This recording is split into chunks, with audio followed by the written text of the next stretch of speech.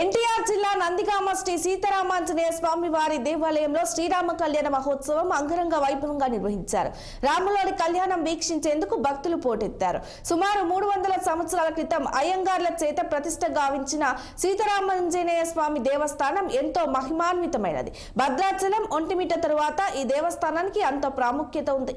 వేద పండితులు శ్రీమాన్ దివి హనుమంత శశికృష్ణ ఆచార్యులు ఆధ్వర్యంలో సర్వాంగ సుందరంగా ముస్తాబు చేసిన మండపాల్లో ఉత్సవ విగ్రహాలకు కళ్యాణాన్ని నిర్వహించారు. నుట్టిన బషికతో, బుగ్గన చుక్కతో సీతారామచంద్రులు పట్టు వస్త్రాలతో పెళ్లిపీటలు ఎక్కి భక్తులకు దర్శనమిచ్చారు. కన్నుల పండుగగా సాగిన కళ్యాణ మహోత్సవానికి మాజీ ఎమ్మెల్యే మొండితోక జగన్మోహన్ రావు హాజరయ్యారు.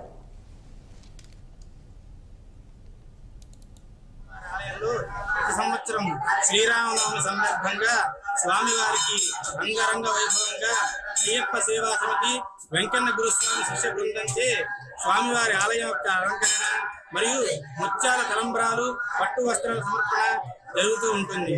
అదేవిధంగా ఈ ఆలయానికి 150 సంవత్సరాల చరిత్ర కలిగింది. ఈ ఆలయాన్ని మొదటిగా అయ్యంగారు వంశస్థులైనటువంటి చక్రవర్తుల రంగరాజన్ అయ్యంగారు ఇక్కడ 1982లో ఆయన బ్రిటిష్ వారి కాలంలో తహసీల్దార్గా పనిచేసేటప్పుడు ఈ ఆలయాన్ని నిర్మించి ఈ విగ్రహాలు కూడా మునేటిలో కృష్ణానదీ తీరంలో లభించి ఉన్నటువంటి ఆ విగ్రహాలంత విశిష్టత కలిగి ప్రవించిపోలు లభించడం వల్ల అక్కడ పోలీస్ స్టేషన్ లో దాచి ఉంచారు. అక్కడ నుంచి స్వామివారికి స్వప్నంలో సాక్షాత్కరించి ఆ అయ్యంగారికి, అయ్యా నేను ఇక్కడ ఉన్నాను, నన్ను తీసుకెళ్లి నందిగామలో రామాలయాన్ని నిర్మించు అని ఆయనకి అనుజ్ఞ అయినది.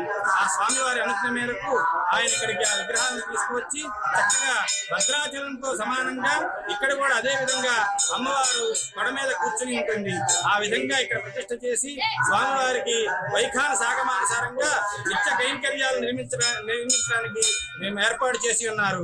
అదే విధంగా ఇక్కడ దీవి వంశస్థులైనటువంటి మేము రెండు మూడు తరాలుగా ఇక్కడ ఆలయంలో మరి పరిపాటిగా స్వామివారి కైంకర్యాలు నిర్వహిస్తూ ఉన్నాము.